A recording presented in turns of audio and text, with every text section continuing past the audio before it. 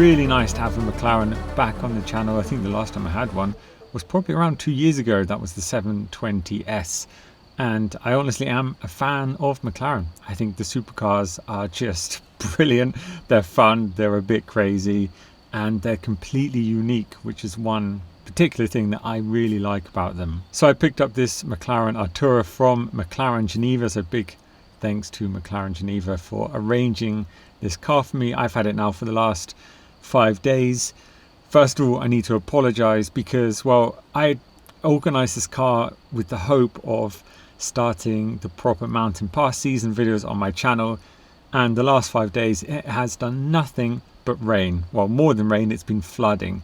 Not only that, but in the mountains it's also now been snowing, which means it did quite mess up my filming plans. Hence now I'm back at my local mountain pass, which I have probably filmed at a bit too much over the last half a year. It is what it is. I can't complain. I'm in a McLaren. We're going to make the best of it regardless of the weather. With it being June, I thought I could rely on, booking this McLaren and going to a big mountain pass, which a few of them did open over the last week. And as I said, not only did we have floods, but up in the mountains, it's been snowing a lot. This is a supercar with summer tires on, and there is no chance that I can go up to the mountains at the moment. Hopefully soon I will be able to properly start summer videos, but it seems like quite a struggle to get going this year. But anyway, out on another coffee run, go and have a little bit of fun on a few twisty corners and see what this is about. So before we go for a drive, let's do a quick walk around. The color is quite special. I can't remember sadly the name exactly, but it looks a lot of the time black, but it's actually a very dark purple. However, I think the color is actually called black something, but it really is this very dark purple. Looks really, really nice with matching purple carbon fiber inside, which looks so cool. Now, I've been excited about picking this up because, first of all, I've not seen one on the road in Switzerland since it's come out, and I feel like the car has kind of gone a bit hidden in the shadows. There wasn't much hype about it. You didn't really hear much about it after it came out. So I've not seen any on the road. I feel like it's maybe also a bit misunderstood. I'm not quite sure yet, but I've been driving it for the last 5 days. It is, as far as I'm aware, classed as the daily driver from the McLarens. It's the daily usable McLaren hybrid. You can drive it in fully electric mode up to, I think, around 20 kilometers around there. It is quite different to everything else I've driven from McLaren so far, but we'll get into detail about that later on in the drive. It's a nice size, it's not too big, hence making it also more daily usable. Some things I don't like. I'm not a big fan of this whole mesh around here. It looks very much like a barbecue, to be honest.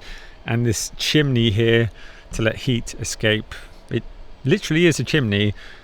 I'm just not really feeling all of this. It looks a bit cheap, to be honest. I personally would prefer all of this to be carbon fiber or matching the car color. I'm not completely sure what I think of these parts here, which you can see through. I don't know. There's a few small details like this I'm not totally sure of.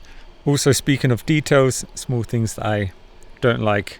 For instance, this mesh, and you can see this silver kind of, I don't know what to call it actually. It's not tin foil, but it's this silver metal below it. It kind of overlaps, and for me that should be hidden behind. So it's like small details like this that you find. But as I said, overall I do really like the car, especially from the front. I think from the front this car is particularly good looking, and now you actually really see the purple quite well from this angle. Luggage space, I've actually not looked yet, so let's pop the trunk, which we can do with the key, which actually is another small negative from me. It's just really not a nice key. Bit of a shame actually for such an expensive car, but this should work. Yes, actually have no idea how to open this. Let's have a play around in here. Oh no, it just opens straight up. inside the trunk. Actually quite a lot of space, to be honest.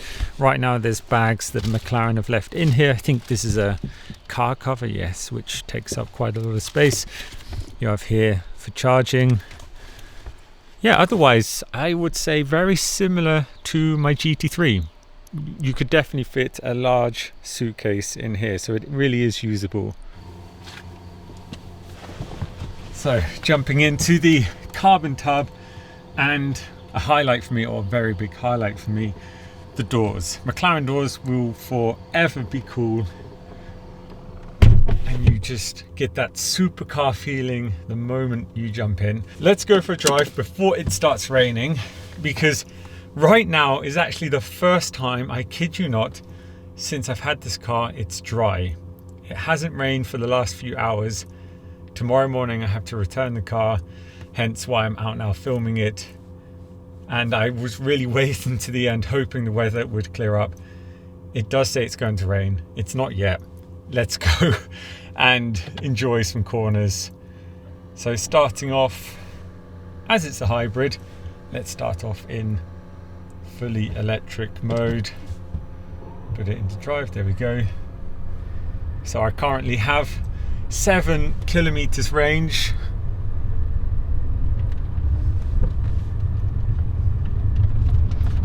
Works perfectly well, to be honest. Up here, very handy switches just above. This is all new to me from what I've experienced before with McLaren, as I don't get to drive a McLaren every day. Hybrid system, yep, great, works.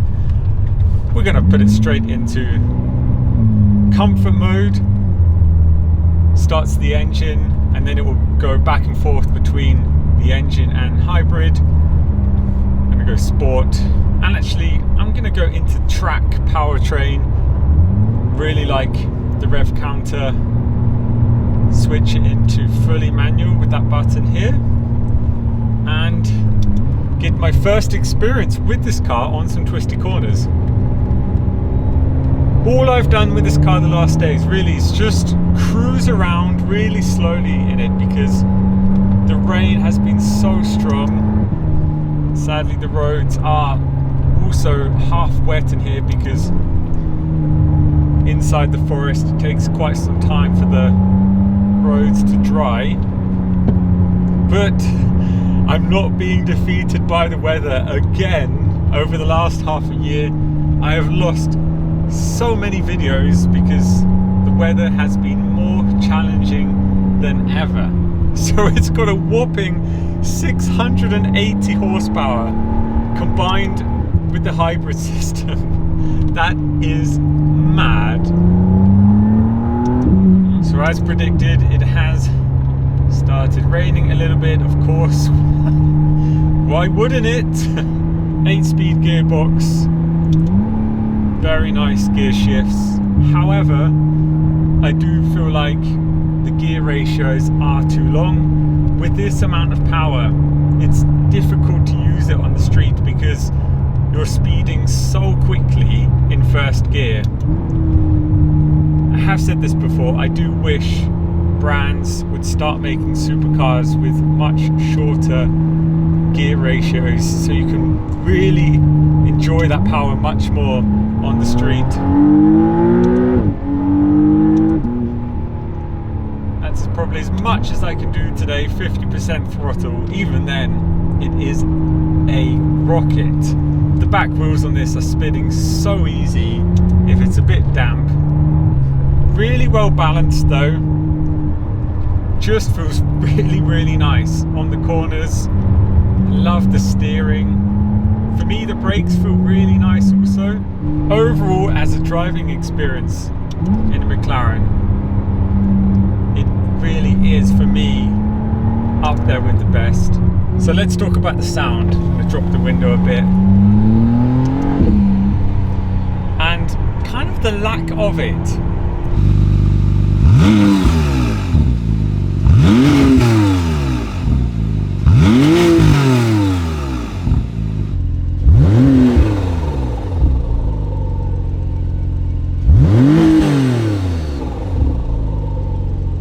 Now it's twin turbocharged 120-degree V6. Really great engine, but it definitely lacks something in the sound department.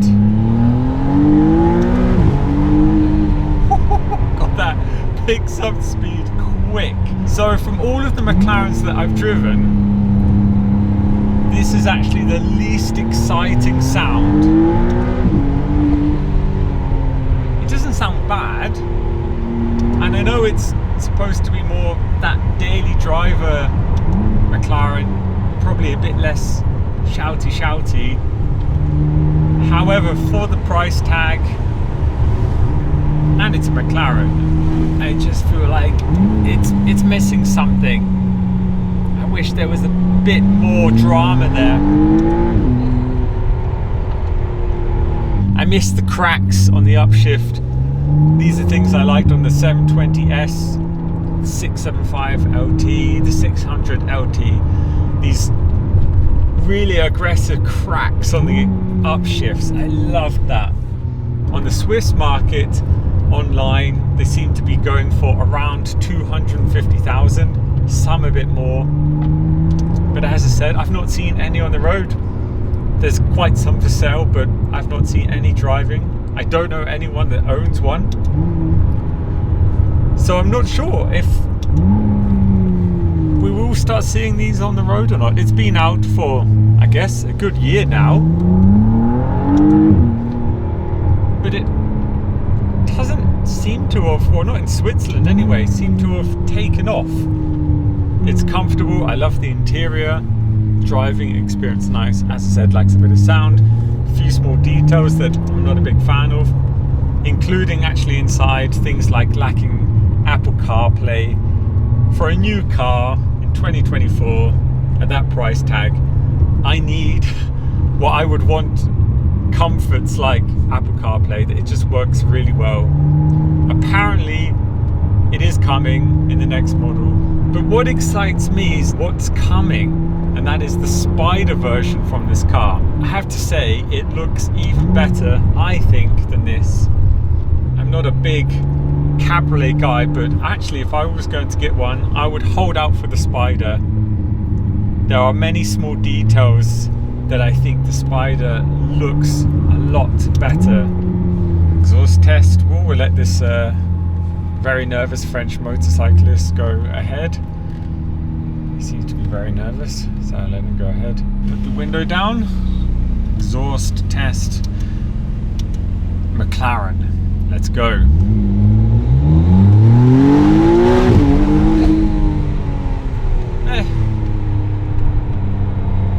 Yes. There's a sound.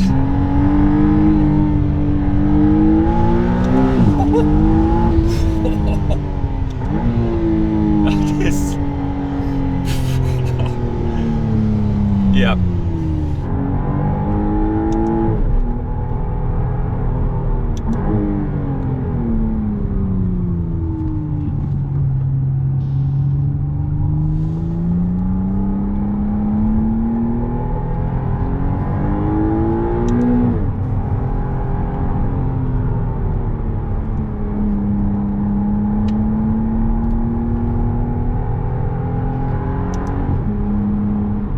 So I'm just playing with first gear really. As I said, it's so fast. Not really getting out of first gear, otherwise I'm just going too fast. Speed limit. One thing I wish this had was the bucket seats. I've actually ranted on many times to friends about McLaren bucket seats. They really know how to do a driver position, and you kind of sit in them like you're being cupped. You really get a very nice racing driver position in McLarens. This sadly, or for me sadly, is spec'd with the comfort seats, which do look really nice, by the way.